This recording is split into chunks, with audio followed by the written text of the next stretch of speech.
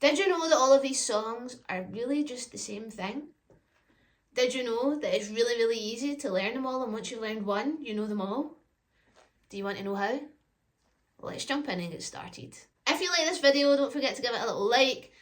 Let me know what you like about it. Let me know if you've learned from it. And if you really like my stuff, subscribe to my YouTube channel. I put videos out there weekly. And if you really, really, really like my stuff, you can check out my Buy Me a Coffee page. And you can join the Tab Shack at the Jam Hut. You'll get all of my weekly lesson materials, resources and challenges that go with each lesson. I do a live once a month group class, and it's all about you taking learning into your own hands and giving you the tools to become the best ukulele player you could ever want to ever possibly be. I noticed that a lot of these songs are played in ukulele groups, and they're super, super popular. And a lot of the time, different groups play them in different ways. And a lot of the time, I'll say to people, oh, do you know that this song and this song are just the same?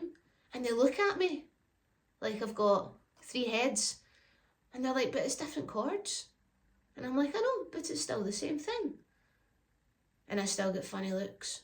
So I'm going to explain this to you today and hopefully make learning songs off the songbook a lot easier when you can start to recognise these specific things. Songs that I've put here are all part of the 12-bar blues. Now, you might have heard of the 12-bar blues before. In fact, I have done a video on how to learn the 12-bar blues before. You can watch it here. And today I'm going to explain to you what the kind of 12-bar blues is, what the pattern is, and how to apply that to different songs and know which key you're also playing in. And this means that you'll then be able to learn the songs much faster. You'll be able to change the key to suit your voice and your ability, or if you're playing in a group, to suit it within the group. And really just take more ownership and control of your learning and have more fun playing the songs that you love to play. If you're playing live, you'll be able to play them without looking at the music and looking at the song sheet. Okay, so the 12-bar blues is essentially a pattern of 12 bars of chords in which we use the 1-4-5 chord progression. This is the 12-bar blues here. Numbers, isn't it? You're probably thinking, what on earth does that mean? So I'm going to show you. We're going to use our circle of fifths today, which I'm going to use from the Noisy Clan. This is their own special version of it. Check them out. I've got a little link in the description to get a discount code of their circle of fifths, booklet, and also their decoder cheat sheets, which are super, super helpful, and we'll be tapping into them today too. So don't forget to check out the link below. But this is the pattern of chords of the 12-bar blues. So as you can see, we've got 1, 1, 1, 1, 4, 4, 1, 1, 5, 4, 1, 1. You're probably thinking this looks like a maths equation. And to be honest with you, music and maths actually go hand in hand, but don't worry, it's not too complicated. Now, if we're playing this in the key of C, this is what this looks like. So how did I figure that out? How did I know what that actually is? So I'm going to explain it for you. When we play the 12-bar blues in the key of C, we're going to take the key of C and we're going to write out the letters in order. Bum, bum, bum, bum. C, D, E, F, G, A, B. Directly underneath, you're going to see the numbers. 1, 2, 3, 4, 5, 6, 7. So we number them 1 to 7. Now the rule is that your first, your fourth, and your fifth are all your major chords in that key. And your second, your third, and your sixth are your minor chords. And number 7, that's the diminished. So that's just the fact of it, that's the truth of it, that's what it is. And it's the same for any key.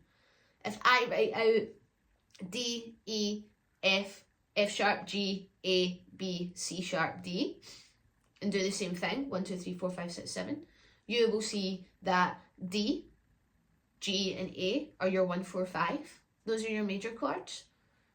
And your minor chords are E minor, F sharp minor, and B minor. And your diminished is C sharp diminished. Right now you'll be thinking, Saz, what on earth are you talking about? What does this mean and why is this important for me? Well, let's have a look at the circle of fifths. I'm going to make this so much easier for you. I love this tool because it means that you don't have to go through this nonsense that I have just explained to you here today. So, I'm going to take this little circle of fifths here, and all I have to do is I have to put it at C. Now you can see here, we've got C. I'm trying to get a good camera angle here. I'm going to put a picture on the screen as well. So we've got C, we've got F, and we've got G. And then we've got our minors, E minor, A minor, D minor. Now today we don't need to know those. All we need to do is replicate the pattern. So we've got C, F, and G. So that's our 1, our 4, our 5. So as you can see, whenever there's a 1, there's a C. Where there's a 4, there's an F. And where there's a G, there's a 5.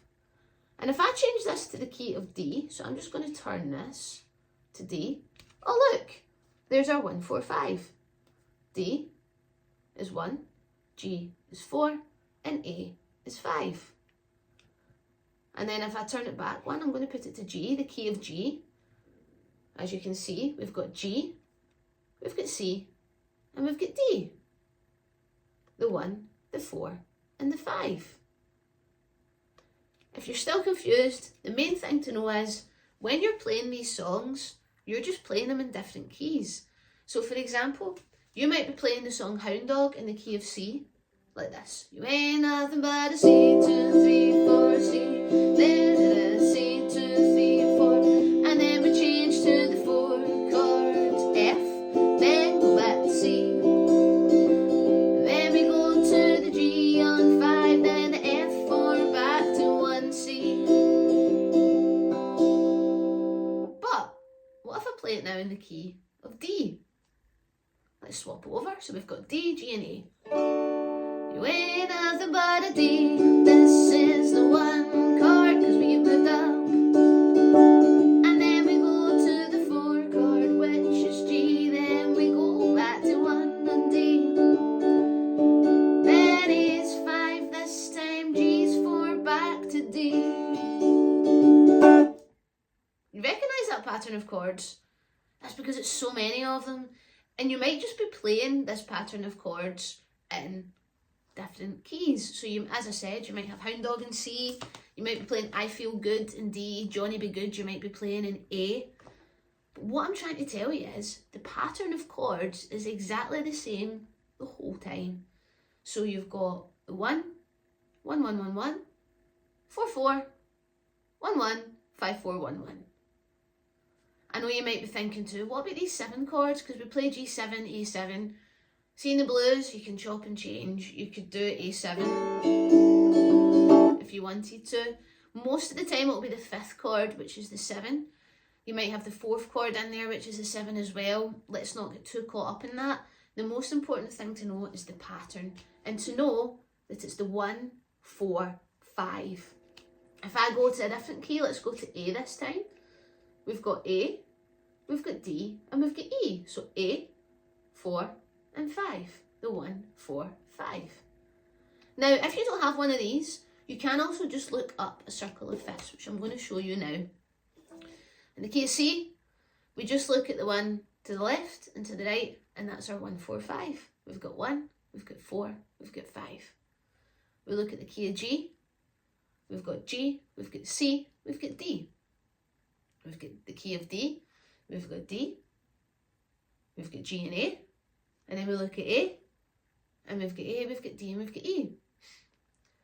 And to be honest, those are the keys of music that we will play, and the ukulele specifically that we'll play in the most. So you can actually play all of these songs and just simplify it and learn them all in one key. Or you could chop and change it and learn them in different ones. It's entirely up to you. So here's some challenges for you to take away from this today. 1, learn this pattern of chords in one key. Just one. Write it out, sing it out, strum it out, and try and sing in all of the different keys. Try and sing all of your songs that you know that use this pattern in the one key. Just one. And do it until it's comfortable. Second challenge, try it in a different key.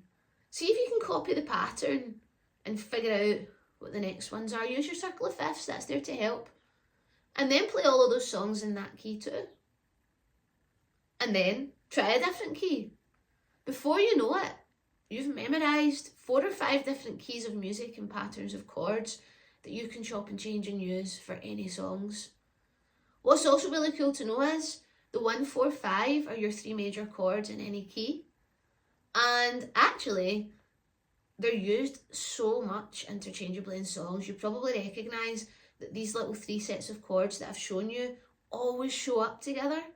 So it's a really good nugget of knowledge to know. Even if you're not into theory scares you, it's a good first step. The 1, the 4, the 5. Use a circle of fifths.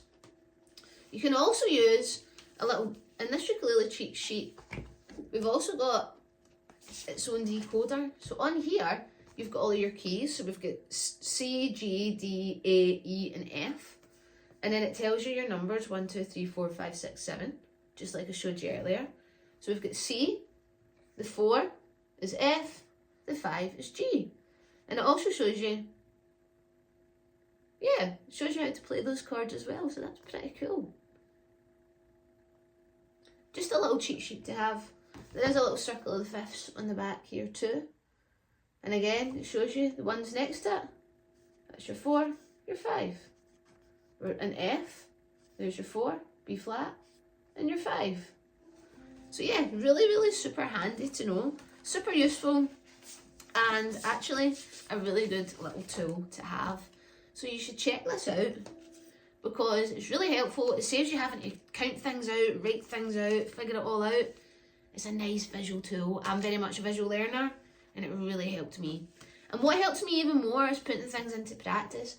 And that's why I wanted to use the 12 bar blues as an example, because people don't often realise that a lot of the songs they play actually use a lot of the same chord progressions. They're maybe just in a different family of chords. And that's what things like this help figure out.